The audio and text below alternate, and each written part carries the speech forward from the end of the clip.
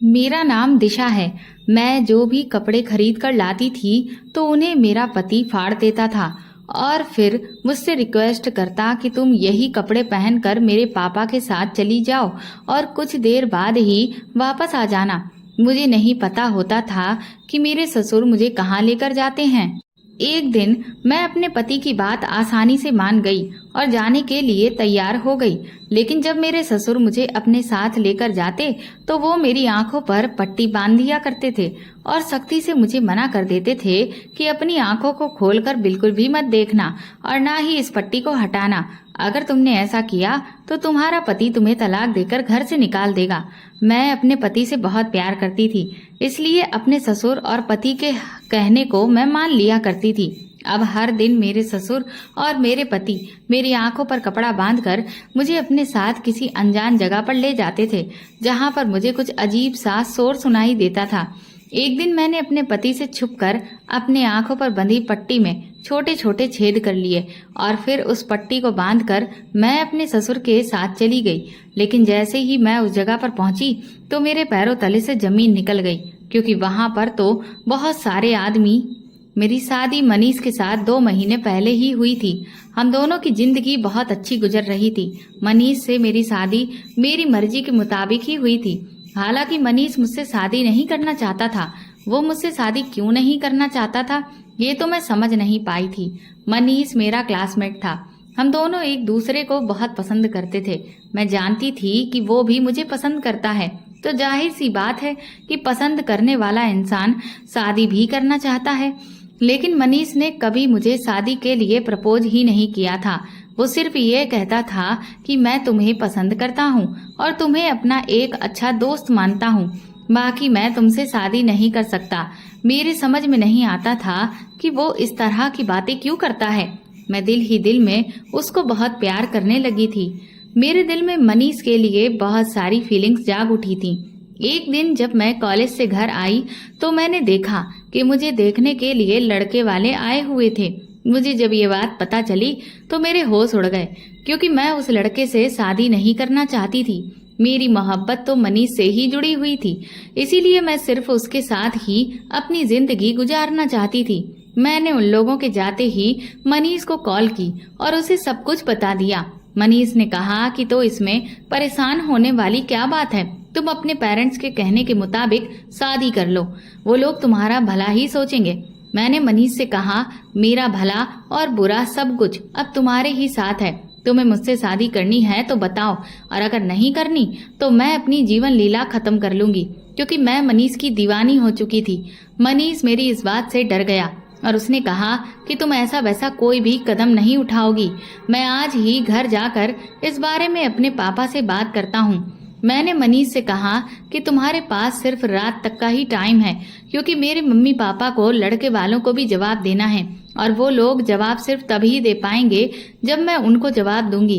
इसलिए तुम मुझे जल्द से जल्द जवाब दो कि तुम मुझसे शादी करना चाहते हो या नहीं, और सोच लेना कि मुझे जवाब सिर्फ हाँ में ही चाहिए। अगर तुमने मुझे इनकार किया तो फिर मेरी मौत के जिम्मेदार तुम ही होगे। मेरी बात सुनकर मनीष घबरा गया। उसने कहा, तुम फिक्र मत करो, मैं रात को ही तुम्हें कॉल करता हूँ। मुझे अब रात होने का इंतजार था कि कब मनीष की कॉल आए और मुझे उसका जवाब मिले। मैं भगवान से प्रार्थना कर रही थी कि मनीष का जवाब हाँ में ही हो। मुझे उसकी कॉल का इंतजार करते हुए रात के 12 बज गए, लेकिन अभी तक उसकी कॉल नहीं आई थी, जबकि मनीष का कहना था कि वो 11 बजे तक ही सो जाता है। मुझे तो बहुत घबराहट हो रही थी। हार मानकर फिर मैं 1 बजे के टाइम पर खुद ही उसे कॉल की, क्योंकि मैं उससे बात करने के लिए बेचैन हो रही थी। मेरी पहली कॉल पर ही उसने मेरी कॉल रिसीव कर ली। मैंने उससे कहा कि तुम कहाँ हो, तुमने मुझे कॉल क्यों नहीं किया अभी तक? मैं कितनी देर से तुम्हारी कॉल का इंतजार कर रही हूँ। कॉल पर मनीष की आवाज बहुत ही घबराई हुई लग रही थी। उसने कहा कि मुझे माफ कर दो दिशा, मेरे पापा हम दोनों की शादी के लिए नहीं मान रहे हैं। मैंने कहा, लेकिन तुम्हारे पापा शादी के लिए क्यों नहीं मान रहे हैं? मुझ में क्या प्रॉब्लम है? मैं अच्छी खासी खूबसूरत हूँ। मनीष कहने लगा, बस ऐसे ही नहीं मान रहे हैं। मेरे दिमाग पर तो उस वक्त मोहब्बत का जुनून सवार था। इसलिए मैंने गुस्से में आकर मनीष की कॉल काट दी और उसे कहा कि अब तुम देखो कि मैं क्या करती हूँ। मैंने मनीष की खातिर अपने हाथ की नस काट ली थी। अगले दिन जब मुझे होश आया तो मैं अस्पताल में थी। मनीष को कब और कैसे पता चला मेरे बारे में ये मुझे कुछ भी नहीं पता था। जब मेरी आंख खुली और मैं होश में आई तो मैंने अपने सामने मनीष और उसके पापा को देखा था। मेरे घर वालों ने मुझे इस बात पर बहुत डांट लगाई थी कि एक बार मैं उनको ये सब कुछ बता देती तो शायद मुझे इस सब से नहीं गुजरना पड़ता। फिर मनीष के पापा मेरे घर रिश्ता लेकर आ गए थे और मैं अपने प्लान में कामयाब हो गई थी। खुशी खुशी दोनों परिवारों ने मिलकर मेरी शादी जैसे तैसे मनीष के साथ में कर दी थी। मेरी शादी को अभी मनीष के साथ 1 ही महीना गुजरा था कि मौसम ने करवट ले ली थी। अचानक इस कदर गर्मी पड़ने लगी कि सबने ही अपने गर्मियों वाले कपड़े निकाल लिए। मेरी ससुराल में मेरी 2 नंदे और ससुर थे। मेरे माता पिता गरीब लोग थे। उन्होंने मेरी शादी सिर्फ नॉर्मल तरीके से ही की थी और मुझे नॉर्मल ही सारा सामान दिया था। मनीष भी इसी तरह की फैमिली से बिलोंग करता था। उसकी भी सिर्फ मामूली सी ही सैलरी थी। हम दोनों की शादी से उसके पापा ने किस लिए इनकार किया था इस बात का मुझे कभी पता नहीं चल सका था और ना ही मैंने दोबारा मनीष से इस बारे में पूछने की कोशिश की थी। मेरे पति का घर बस छोटा सा ही था और वो अपने घर में अकेला ही कमाने वाला था। उसके ऊपर अपने पिता और दोनों बहनों की जिम्मेदारी थी। अब तो उसके ऊपर मेरी जिम्मेदारी भी आ गई थी। मेरी बड़ी नंद का तो रिश्ता भी लगा हुआ था और इसकी एंगेजमेंट भी हो चुकी थी। अगले 1 साल बाद उसकी शादी है। शायद इसीलिए उसका बिहेवियर मेरे साथ नॉर्मल नंदों के जैसा नहीं था। वो मेरे साथ बहुत अच्छे से रहती थी और मेरी बहुत इज्जत करने वाली लड़की थी। मेरी उससे बहुत अच्छी दोस्ती हो गई थी।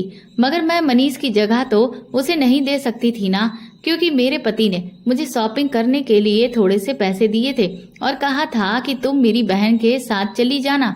लेकिन मैं मनीष से जिद करने लगी कि तुम ही मुझे मार्केट लेकर चलो, मुझे तुम्हारे साथ ही शॉपिंग पर जाना है। वो मेरी बात पर हंसने लगे और बोले कि तुम बात को समझने की कोशिश करो, मुझे लड़कियों के कपड़ों के बारे में ज्यादा कुछ नहीं पता है। तुमने अगर मुझसे वहां पर एडवाइस मांग ली तो फिर मैं क्या करूंगा। तुम शालिनी को अपने साथ ले जाओ, उसकी चॉइस बहुत अच्छी है। वैसे भी उसके साथ तुम्हारी अच्छी दोस्ती हो गई है। बात तो मनीष की भी बिल्कुल ठीक थी, इसलिए फिर मैं उनकी बात मान गई। लेकिन उनसे प्रॉमिस लेना नहीं भूली कि वो मुझे रात का डिनर बाहर ही करवाएंगे। मेरी इस बात पर मनीष राजी हो गए थे, लेकिन उनके चेहरे पर मुझे कुछ परेशानियां नजर आ रही थीं। मैंने उनकी परेशानी की वजह नहीं पूछी थी, क्योंकि मुझे मार्केट जाना था। इसलिए मैंने अपनी ननद शालिनी को साथ लिया और मैं उसके साथ मार्केट शॉपिंग करने के लिए चली गई थी। मेरे पति ने मुझे 2 सूट लाने के लिए पैसे दिए थे। मैंने 2 ही सूट ले लिए थे। मैंने अपनी ननद को खुश करने के लिए उसे इयररिंग्स दिलवा दिए थे। वो भी उन इयररिंग्स को लेकर बहुत खुश हो गई थी, क्योंकि मेरे पास इतने पैसे नहीं बचे थे कि मैं अपनी ननद को भी कपड़े दिलवा सकती। वो मुझसे बहुत इम्प्रेस हुई थी। वो कहने लगी, भाभी आप तो दुनिया की सबसे बेस्ट भाभी हो। मैं उसकी बात सुनकर खुश हो गई थी। मैं चाहती थी कि मैं अपने ससुराल में जल्दी ही अपनी जगह बना लूं। मेरा पति पढ़ा लिखा और बहुत ही स्मार्ट था। उसकी इसी स्मार्टनेस पर ही तो मैं फिदा हो गई थी। उसकी आदत भी बहुत अच्छी थी। वो मुझसे बहुत प्यार करता था। मैं चाहती थी कि मैं मनीष से इतना प्यार करूं कि उसे मेरे बिना रहने की आदत ही ना हो। जब मैं घर आई और खुशी खुशी मैंने अपने कपड़े अपने पति को दिखाए तो उन्हें वो बहुत पसंद आए थे। अपने पति को देखकर मुझे ऐसा लगा जैसे मेरी सारी मेहनत वसूल हो गई है। मेरे पति कमरे में आ गए थे। मैं भी उनके पीछे पीछे ही कमरे में आ गई। फिर मैंने उन कपड़ों में से एक सूट निकालकर पहन लिया और मैं अच्छे से तैयार हो गई।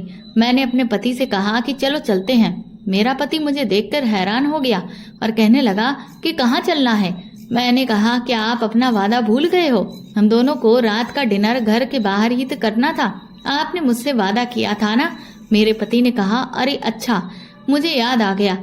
चलो ठीक है, आधे घंटे में चलते हैं। मैं अभी बाहर से होकर आता हूँ।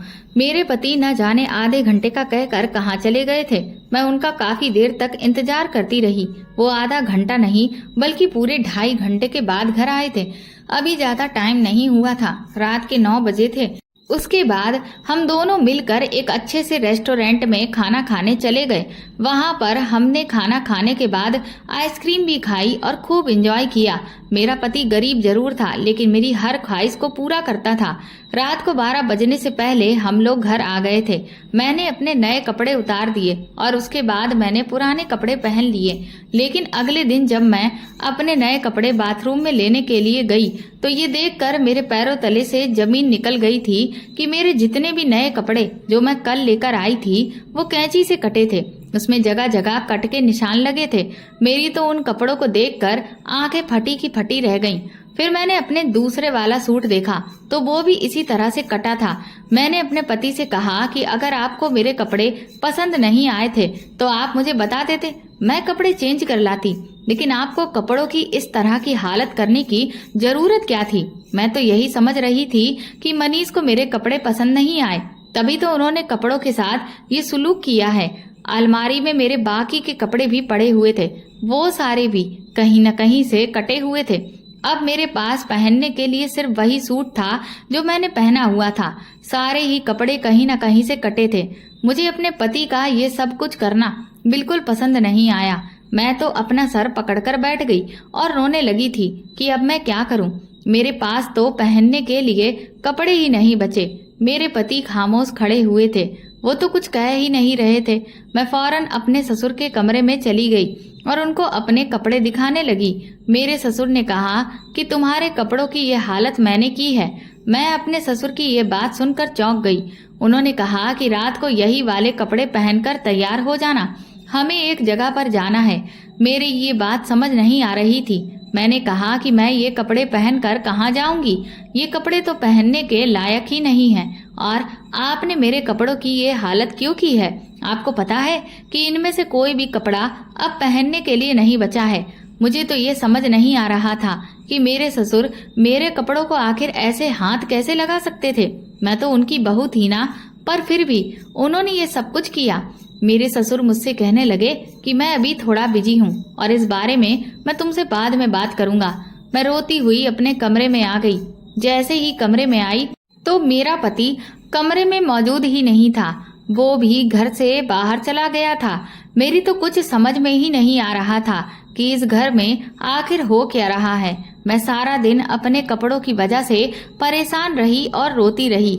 मैंने टेंशन की वजह से खाना भी नहीं खाया और ना ही मेरे पति ने दोपहर का खाना खाया था। वो तो घर से जब से गए थे घर के अंदर दोबारा आए ही नहीं।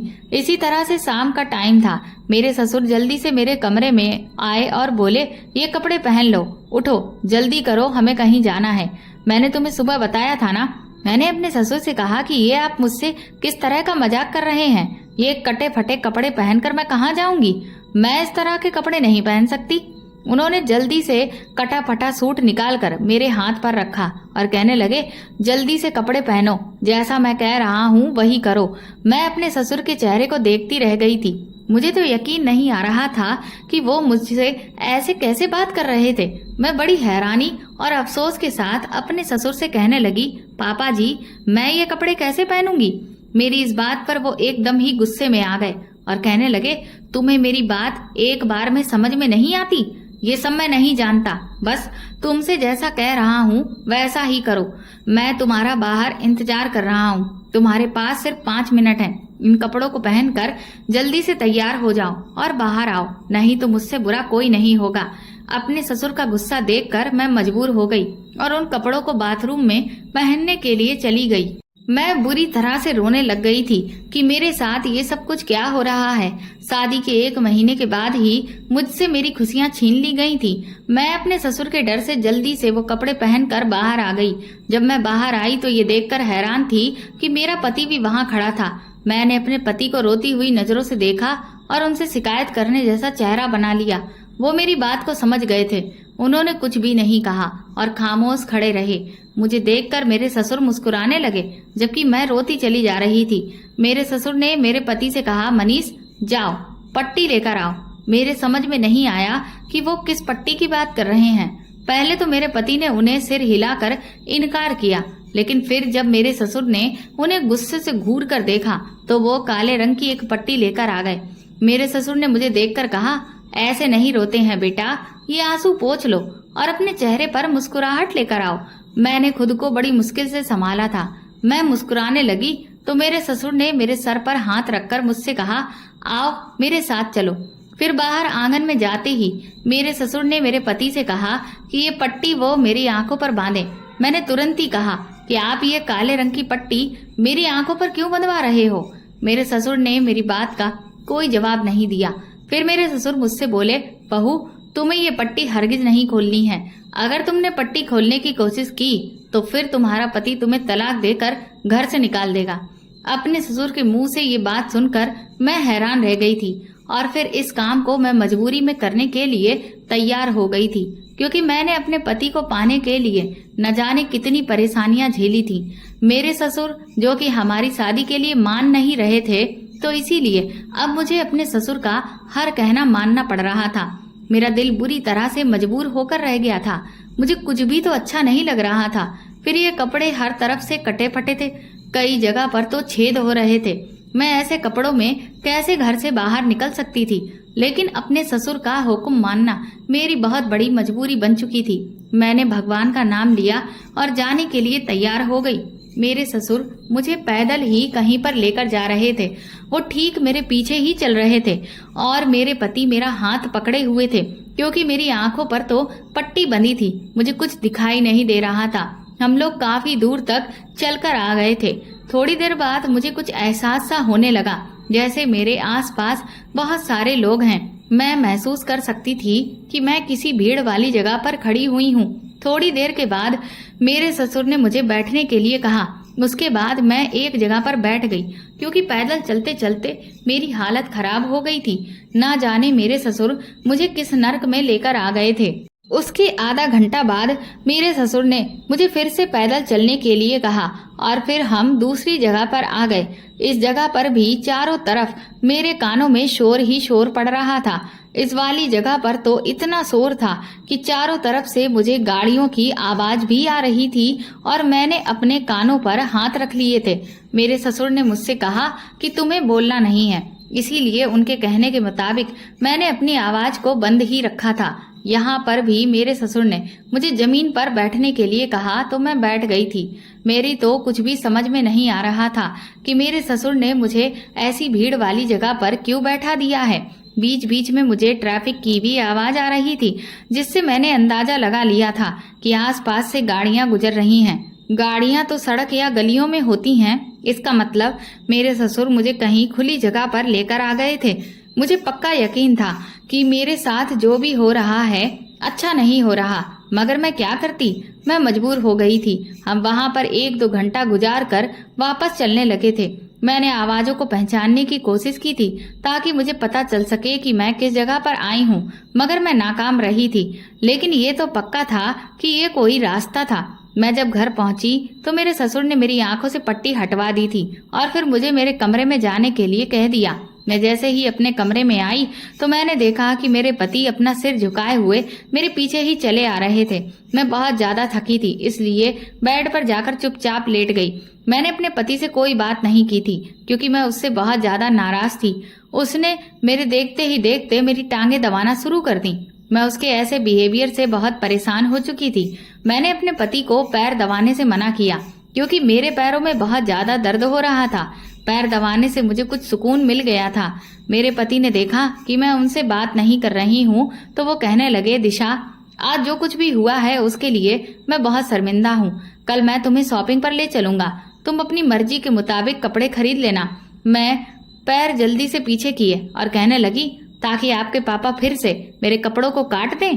मेरी बात पर मेरे पति ने अपना सिर झुका लिया और कहने लगे, दिशा तुम आराम करो, तुम्हें आराम की बहुत जरूरत है। लाओ अपने पैर इधर करो, मैं दवा देता हूँ। मैंने कहा, मुझे तुम्हारी तसल्ली की कोई जरूरत नहीं। मैं इस टाइम अपने पति से कोई बात नहीं करना चाहती थी, ना ही उसका चेहरा देखना चाहती थी, क्योंकि मुझे सबसे ज्यादा गुस्सा तो मनीष पर ही आ रहा था। उसके पापा कुछ भी कर रहे थे, वो कुछ भी नहीं बोला और खामोशी से उनका कहना मानता रहा। इसीलिए मैंने अपनी आंखें बंद कर ली और मैं सो गई। मैं बहुत ज्यादा थकी थी, इसलिए जल्दी ही मुझे नींद आ गई थी। 1 घंटे के बाद ही मेरी नींद खुल गई, क्योंकि मैंने खाना नहीं खाया था। मुझे भूख लग रही थी। इन लोगों ने मेरी नींद और चैन तो छीन लिया था, लेकिन मुझे क्या पता था कि अभी तो ये बस शुरुआत है, आगे तो अभी और बहुत मुश्किल वक्त आना है। अगले दिन मनीष ने अपने ऑफिस की छुट्टी कर ली और वो जबरदस्ती मुझे मार्केट लेकर गया। मैं वहां पर एक जगह आराम से बैठी रही थी। मैंने किसी भी तरह का कोई रिएक्ट नहीं किया। मेरे पति ने खुद ही अपनी पसंद के मुझे 2 सूट दिलवा दिए थे। मैं शॉपिंग करके घर आ गई। मेरा पति घर से बाहर चला गया। उन्होंने मुझे कहा कि तुम आराम करो, मैं अपने एक दोस्त से मिलकर आता हूँ। मेरे ससुर ने मुझे अपने कमरे में बुला लिया और उन्होंने मुझसे बड़े प्यार से पूछा कि कहाँ गई थी तुम अपने पति के साथ। तो मैंने उन्हें बताया कि मैं मनीष के साथ शॉपिंग करने गई थी। थोड़ी देर बातचीत करने के बाद उन्होंने मुझे बताया कि बहू, तुम्हें पता है, मनीष के तो बहुत ही बड़े बड़े घरों से रिश्ते आ रहे थे, लेकिन उसने तुम्हारी खातिर सिर्फ तुमसे ही शादी की। मेरे बेटे के पीछे तो बहुत सारी लड़कियां पागल थीं, क्योंकि वो देखने में है ही इतना स्मार्ट और सुशील, मगर मेरे बेटे ने तो तुमसे शादी करने के लिए जिद ही ठान ली थी। अब तुमने खुद को खत्म करने का डर दिखाया तो मेरा बेटा भी डर गया। इसीलिए मुझे अपने बेटे की मर्जी की खातिर अपना सर झुकाना पड़ा। लेकिन तुम छोटे से हादसे का बहाना बनाकर अपने ये हसीन दिन खराब मत करो। अपने पति के साथ हंसी खुशी जिंदगी गुजारो। मैं देख रहा हूँ कि तुम्हारा मूड अपने पति की तरफ से बिल्कुल भी ठीक नहीं है। वो तुमसे बहुत प्यार करता है और देखो, तुम्हारा गुस्सा ठीक करने के लिए ही तो वो तुम्हें शॉपिंग पर लेकर गया। मुझे अपने ससुर की बात ठीक लगी। मैंने सोचा कि चलो, जो हुआ सो हुआ। मुझे अपने पति के साथ अपना बिहेवियर अच्छा रखना चाहिए।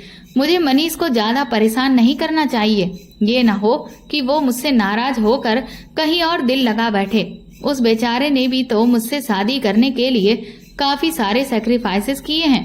मैं अपने ससुर की बात सुनकर अपने कमरे में आ गई और अपने पति के आने का इंतजार करने लगी। थोड़ी देर के बाद मेरे पति भी आ गए। मैं उनके सामने काफी शर्मिंदा हो रही थी। मैंने उन्हें कहा, मनीष, मैं शर्मिंदा हूँ अपनी गलती पर। मैं भी अपना दिल साफ करने की कोशिश कर रही हूँ, मगर तुम्हें भी मुझे एक वादा करना होगा। मेरी बात सुनकर मनीष खुश हो गए थे।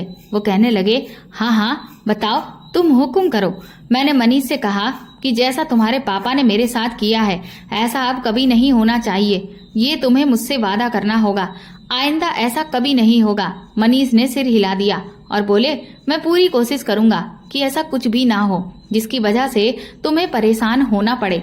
अचानक ही उन्होंने मेरी आंखों में देखा और कहा कि दिशा, तुम्हें पता है क्या, मेरे पापा थोड़े जिद्दी और गुस्सैल हैं। मुझे उनकी बातों के आगे हार माननी पड़ जाती है, लेकिन वो दिल के बुरे नहीं हैं, वो दिल के बहुत अच्छे हैं। तभी तो उन्होंने मेरी खुशी के लिए तुम्हारे साथ मेरी शादी करवा दी थी। हालांकि हमारी शादी के लिए वो राजी नहीं हो रहे थे, पर सिर्फ अपने बेटे की खुशी के लिए वो तैयार हो गए थे। मनीष कहने लगे, मैं तुम्हें हर खुशी देने की कोशिश करूंगा। अपने पति की बात सुनकर मुझे बहुत खुशी हुई थी। मैं अपने पति की कही हुई बातें सोच सोच कर खुश हो रही थी, लेकिन उन्होंने अपने पापा की जो बात मुझे बताई थी वो मेरी समझ नहीं आई थी कि उनका इशारा अपने पापा की किस बात पर जा रहा था। फिलहाल मैंने ये सब कुछ वक्त पर छोड़ दिया था। मैं जानती थी कि वक्त के साथ साथ मुझे सब कुछ पता चल जाएगा। अपने पति के साथ काफी अच्छा टाइम स्पेंड करने के बाद मैं शाम के टाइम पर अपनी दोनों नंदों के कमरों में जाकर बैठ गई और उनके साथ में इधर उधर की बातें करने में बिजी हो गई थी। फिर मैं वापस अपने कमरे में लौट कर आई तो मैंने देखा कि मेरे नए कपड़े जो मैं कल ही लाई थी वो फिर से कटे हुए थे। इस बार तो मुझे बहुत ज्यादा गुस्सा आया। मैं तो समझ रही थी कि अब सब कुछ ठीक हो गया है, मगर ये सिर्फ मेरा ख्याल था। शाम का टाइम हो रहा था।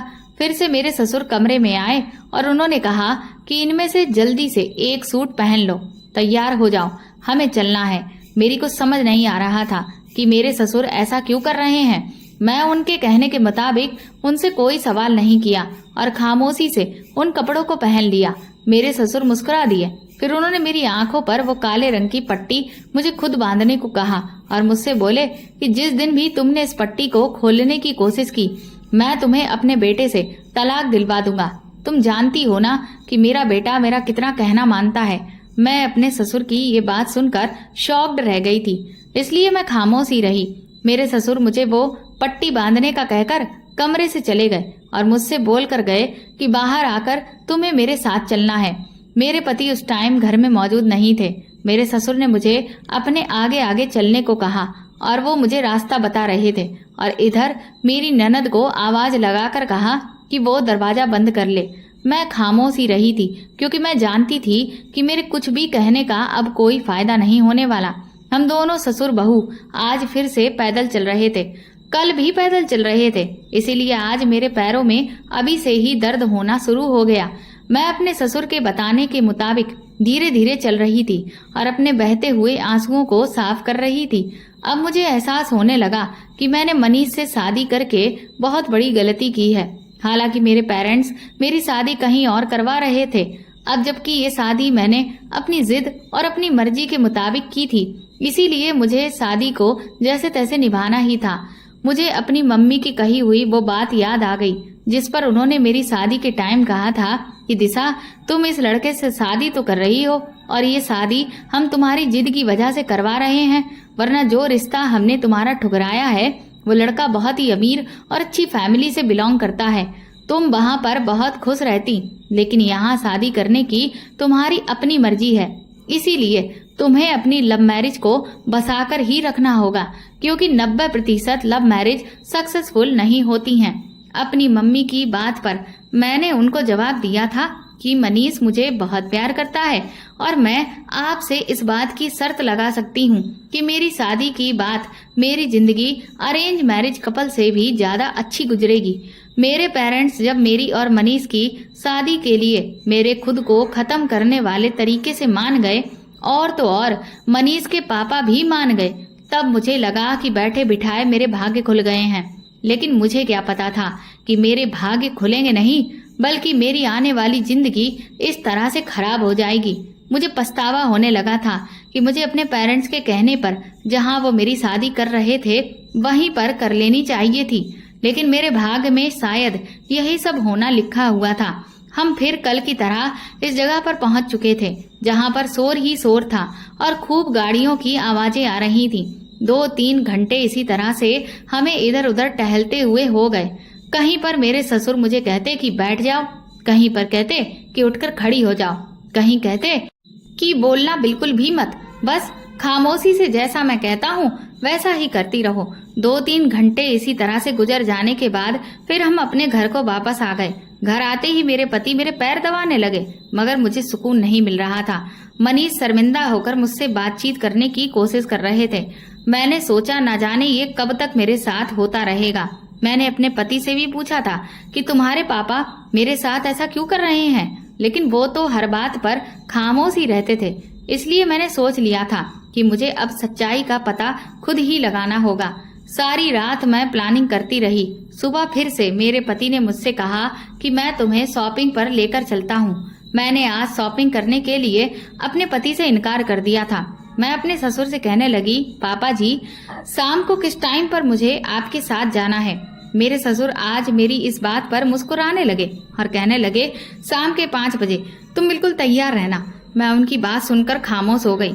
मनीष से बातचीत करना मैंने बिल्कुल बंद कर दिया था, क्योंकि वो मुझे कुछ बताता ही नहीं था। और तो और घर में 2-2 नंदें थीं, उन्हें भी किसी बात की कोई खबर नहीं थी, क्योंकि मेरे ससुर अपनी बेटियों पर बहुत ज्यादा रौब दिखाते थे और अपनी बेटियों को कमरे से ज्यादा बाहर नहीं निकलने देते थे।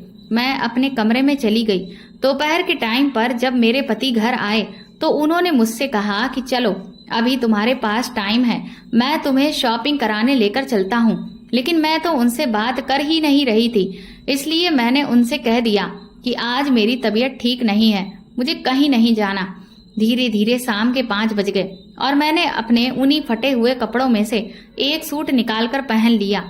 मैं तैयार होकर अपने कमरे से बाहर निकल ही रही थी कि मुझे अपने पति के बोलने की आवाज आई। वो अपने पापा से कह रहे थे कि पापा प्लीज आप दिशा के साथ ये सब कुछ मत करो, दिशा को आज अपने साथ लेकर मत जाओ, उसकी तबीयत ठीक नहीं है। मेरे ससुर ने रोज के मुताबिक मुझे मेरी आंखों पर पट्टी बांधने को कहा। तभी अचानक मैंने अपने ससुर से कहा कि रुकिए ससुर जी, इन चप्पलों से मेरे पैर में बहुत दर्द होता है, मैं दूसरी चप्पल पहनकर आ जाती हूँ। मेरे ससुर ने कहा, अच्छा ठीक है, लेकिन जल्दी आ जाना। मैं इस बंधी हुई पट्टी को अपने हाथ से खोलकर हाथ में पकड़कर अपने कमरे में आ गई थी। मैंने जल्दी से एक बड़ी सी सुई निकाली और पट्टी के अंदर इस तरह से छेद कर दिए ताकि कोई भी छेद किसी को दिख ना सके। मुझे सिर्फ यही फिक्र हो रही थी कि अगर ये सुराख मेरे ससुर ने देख लिया तो मेरे ससुर मुझे मेरे पति से तलाक दिलवाकर घर से निकलवा देंगे। मैंने जल्दी से अपना काम फिनिश किया। उसके बाद मैं दूसरी चप्पल पहनकर बाहर आ गई और अपने ससुर के सामने ही अपनी आंखों पर मैंने उस पट्टी को बांध लिया। उसके बाद हम फिर से पैदल चलने लगे। मैं वही फटे हुए कपड़े पहने हुए थी जो मैं हर रोज पहनकर अपने ससुर के साथ जा रही थी। हम चलते ही चले जा रहे थे। मेरे ससुर भी खामोशी से मेरे पीछे चल रहे थे। इसी तरह चलते चलते मेरी नजर सड़क के कोने पर गई जहां पर मेरे ससुर ने मुझे बैठा दिया। लेकिन वहां बैठने के बाद मेरे साथ कुछ ऐसा हुआ जिसे देखकर मेरे होश उड़ गए। मेरे ससुर के हाथ में एक बड़ा सा बोर्ड था और बोर्ड पर क्या लिखा हुआ था ये तो मुझे समझ नहीं आ रहा था, क्योंकि वो बोर्ड उन्होंने मेरे आगे रखा हुआ था और तो और एक कटोरा भी उन्होंने मेरे पास रख दिया था। मैं 5 मिनट तक वहां पर ऐसे ही बैठी थी। उसके बाद लोग आ रहे थे और कटोरे के अंदर पैसे डालकर जा रहे थे। ये देखकर मैं तो हैरान रह गई थी। यहाँ पर काफी सारी पब्लिक मौजूद थी। मेरे ससुर इतने ज्यादा चालाक थे कि उन्होंने कटोरे में पहले से ही एक मोटा कपड़ा बिछाया हुआ था ताकि अगर कोई कटोरे के अंदर सिक्का डाल कर जाए तो उसकी खनक की आवाज मुझे सुनाई ना दे और मैं ये पहचान न सकूं कि मेरे पास कोई बर्तन रखा हुआ है और उसमें कुछ डाला गया है। वहां आने जाने वाले लोग सिक्के डाल रहे थे तो कुछ लोग नोट भी डाल रहे थे। इसी तरह से काफी सारे पैसे हो गए। मेरे ससुर ने मुझे उस जगह से उठाया और अपने सारे सामान को बांध लिया। आधा घंटा उस जगह पर बैठने के बाद मेरे ससुर मुझे दूसरी जगह पर ले गए। यहाँ पर भी कुछ ऐसा ही हुआ था। मेरे ससुर ने मुझे बैठने के लिए कहा। इसी तरह से काफी सारे लोग इस कटोरे में पैसे डालते चले जा रहे थे। इसका मतलब ये था कि मेरे ससुर ने मुझे भिखारिन बना दिया था। मैं समझ चुकी थी कि मुझे अभी तक क्यों पता नहीं चल सका कि मुझे कहाँ ले जाया जाता है। इसी तरह से लगभग 2-3 घंटे बीत गए थे। मेरे ससुर के पास काफी सारे पैसे इकट्ठे हो गए थे। मेरे ससुर मुझे लेकर घर वापस आ गए। घर आ जाने के बाद मैंने सोच लिया था कि मैं ये सब कुछ और बर्दाश्त नहीं करूंगी। इसलिए घर के अंदर दाखिल होते ही मैंने अपनी आंखों से पट्टी हटा दी। घर में मेरा पति भी मौजूद था। मेरे ससुर ने जैसे ही मेरी इस हरकत को देखा तो उनको गुस्सा आ गया। उन्होंने कहा कि तुम्हें इतनी जल्दी पट्टी हटाने की क्या जरूरत थी? तुम्हें पता है कि तुम्हारी आंखों से पट्टी सिर्फ मेरी इजाजत पर ही हटाई जाएगी। मैंने अपने ससुर से कहा, तो फिर आज आपने कितने पैसों की कमाई कर ली है? मेरे ससुर मेरी बात सुनकर हैरान रह गए थे। हम दोनों की बातचीत सुनकर मेरा पति भी आंगन में आ गया। उसने हम दोनों को देखा तो वो शॉक्ड हो गया। मैंने अपने पति से कहा, तो तुम मुझसे इतने दिनों से ये राज छुपा रहे हो कि तुम्हारे पापा तुम्हारी पत्नी से सड़कों पर भीख मंगवा रहे हैं। आज मुझे मेरे सारे सवालों के जवाब मिल गए हैं कि मेरे साथ क्या होता है और मेरे कपड़ों को क्यों काटा और फाड़ा जाता है। मेरे ससुर कहने लगे, खामोश हो जाओ, अब इससे आगे एक लफ्ज भी मत बोलना। मैंने अपने ससुर से कहा, आज भी आप मुझे यही धमकी देंगे कि अगर मैंने आपकी बात नहीं मानी तो आप मुझे मेरे पति से तलाक दिलवा कर घर से बाहर निकलवा दोगे। मैंने कहा, आज मैं सारी सच्चाई जानकर ही रहूंगी और अगर आपने मुझे कुछ नहीं बताया तो मैं खुद इस घर को छोड़कर चली जाऊंगी। वैसे भी मैं भिखारन वाली जिंदगी नहीं जी सकती। मेरे माता पिता भले ही गरीब हैं, लेकिन कभी उन्होंने मुझसे ऐसा कोई काम नहीं करवाया जैसा कि फायदा आप लोग मेरा उठा रहे हो। मेरा पति मेरी बात सुनकर घबरा गया था और उसने कहा कि प्लीज मुझे छोड़कर मत जाना दिशा, मैं तुम्हें सब कुछ बता देता हूँ। मैंने कहा, हाँ, आज मुझे सब कुछ बता दो वरना अच्छा नहीं होगा, क्योंकि मैं ये सब कुछ और बर्दाश्त नहीं कर सकती। मेरे पति ने मुझे बताया कि मेरे पापा ने मेरे लिए पहले ही अपने एक दोस्त की बेटी से मेरा रिश्ता फिक्स कर दिया था, लेकिन मैं तुमसे प्यार करता था। मैं उससे शादी नहीं करना चाहता था। जब मेरे पापा को तुम्हारे बारे में पता चला तो उन्होंने मुझे साफ इनकार कर दिया कि वो तुम्हारी शादी कभी भी मुझसे नहीं होने देंगे और उधर तुमने अपनी जान लेने की धमकी दी थी।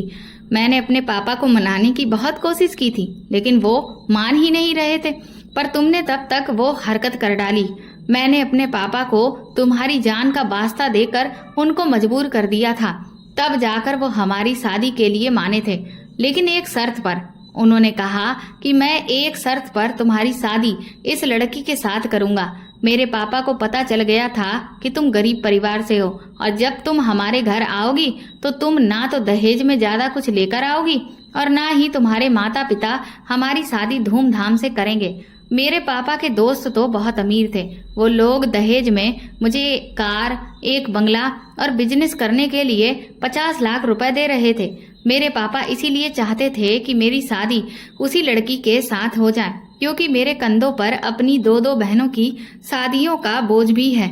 मैं नौकरी करके इतना नहीं कमाता हूँ कि सारा खर्च पूरा कर सकूं। मेरे पापा ने मेरे सामने शर्त रखी थी कि शादी के बाद वो तुम्हारे साथ इस तरह से बिहेव करेंगे और इस तरह से तुमसे भीख मंगवा कर पैसे इकट्ठा करेंगे। तभी तो उन्होंने उस बोर्ड पर ये बात लिखी हुई थी कि मैं गूंगी हूँ और अंधी हूँ। आप लोग मेरी मदद करो। लोग इस बोर्ड को पढ़ने के बाद तुम्हें अंधी, गूंगी और गरीब लड़की समझकर पैसे देकर चले जाते हैं। मेरे पापा तो अपने चेहरे को कपड़े से बांधकर छुपा लेते हैं ताकि उन्हें कोई पहचान न सके, लेकिन तुम्हें अपना टारगेट बना देते हैं। मेरे ससुर खड़े हुए खामोश थे, हमारी बातें सुन रहे थे। मैं अपने ससुर के पास गई और उनसे कहने लगी, मैंने आपको हमेशा अपने पिता की तरह समझा है। मुझे नहीं पता था कि एक पिता अपनी बेटी के साथ ऐसा कर सकता है। मैंने कहा, अगर आपको मैं पसंद नहीं थी तो आप मुझे बता देते। आपको मेरे साथ ये सब कुछ करने की क्या जरूरत थी? मनीष ने कहा, मैंने पापा से कई बार मना करने की कोशिश की थी क्योंकि मैं तुमसे प्यार करता हूँ। मैं तुम्हें इस हाल में नहीं देख सकता था, लेकिन पापा की शर्त यही थी कि वो तुम्हें इस घर में तभी टिकने देंगे कि जब तुम इस तरह का काम करोगी। इसी तरह से तो हमारे पास काफी पैसे इकट्ठे हो जाते। मैं तुमसे शादी के लिए इसीलिए मना कर रहा था क्योंकि मैं मामूली सी सैलरी लाता हूँ। शायद उसमें तुम्हारे सपने पूरे नहीं कर सकता, लेकिन तुम मेरी बात को ना तो समझने की कोशिश कर रही थी और ना ही मान रही थी। तुमने तो मुझे मजबूर कर दिया था खुद से शादी करने पर। इधर मेरे पापा ने भी मुझे मजबूर कर दिया। मैं तुम दोनों के बीच मजबूर होकर रह गया। मैं करता भी तो क्या करता। एक तरफ मैं तुम्हें भी नहीं छोड़ सकता था और दूसरी तरफ मैं अपने पिता को भी नहीं छोड़ सकता था और उनकी बात को भी मेरे लिए मानना बहुत जरूरी था। मैंने मनीष से कहा, मनीष, इसमें तुम्हारी कोई गलती नहीं है, क्योंकि एक मर्द अपने पिता और पत्नी के हाथों से जब मजबूर हो जाता है तो उसे अपनी जिंदगी बुरी लगने लगती है। मैं तुम्हारी फीलिंग्स को समझ सकती हूँ। मैं अपने ससुर से कहा, आप चाहते थे ना कि मैं इस घर को छोड़कर चली जाऊं और आपके घर वही अमीर लड़की आ जाए जो बहुत सारा दहेज लेकर आई, आपके बेटे के लिए पैसे लेकर आई। तो फिर ठीक है, आप अपने बेटे की शादी अपनी मर्जी के मुताबिक कर सकते हो। मैं इस घर को छोड़कर जा रही हूँ, लेकिन याद रखना, जैसा आपने मेरे साथ किया है ऐसा ही एक दिन आपकी बेटियों के साथ भी जरूर होगा, क्योंकि भगवान के घर में देर है अंधेर नहीं है। जिसने जो इस दुनिया में किया है उसको उसके किए की सजा इसी दुनिया में मिलकर ही रहती है। मैं ये कहते हुए आगे बढ़ गई थी। मेरे ससुर को शायद एहसास हुआ कि उनके आगे भी 2-2 बेटियां हैं। अगर उनकी बेटी के साथ कोई भी ऐसा करेगा तो उनको कितनी तकलीफ होगी। मेरे ससुर ने जब देखा कि मैं सामान पैक करके अपने दरवाजे तक आ गई हूँ तो उन्होंने मुझे रोक लिया और कहने लगे, बहू, मुझे माफ कर दो। मुझे एहसास हो गया है कि किसी को इतना मजबूर नहीं करना चाहिए कि वो गलत कदम उठाने पर मजबूर हो जाए। तुमने आज जो मुझसे मेरी बेटियों को लेकर इतनी बड़ी बात कही है उसके लिए शायद मैं ही तुम्हें मजबूर कर दिया था। मैं बहुत शर्मिंदा हूँ अपनी गलती पर। तुम मुझे माफ कर दो। मुझे सिर्फ इस घर के खर्चे की और अपनी बेटियों की शादी की परवाह है। मेरा बेटा इतनी कम इनकम में ये सब कुछ कैसे करेगा। मैं अपने ससुर से कहा, आप परेशान मत होइए, आपकी बेटियों की शादी धूमधाम से होगी। मैं पढ़ी लिखी हूँ, मैं नौकरी करूंगी और तो और मनीष भी नौकरी करते हैं। हम दोनों मेहनत से इस घर को चलाएंगे, आपकी दोनों बेटियों की शादी करेंगे और अपनी जिंदगी अच्छे से जिएंगे। मेरे ससुर मेरी बात सुनकर बहुत खुश हुए थे। मैं उनको कोई भी बात कहकर परेशान नहीं करना चाहती थी, इसीलिए फिर मैंने उनको तुरंत ही आसानी से माफ कर दिया, क्योंकि वो भी एक पिता थे। उन्हें अपनी बेटियों की फिक्र हो रही थी। मैंने अपने ससुर से जो कहा था वो करके दिखाया। अब मनीष और मैं मिलकर ऑफिस में काम करते हैं। अपनी मेहनत की कमाई से मैंने अपनी दोनों नंदों की शादी कर दी है।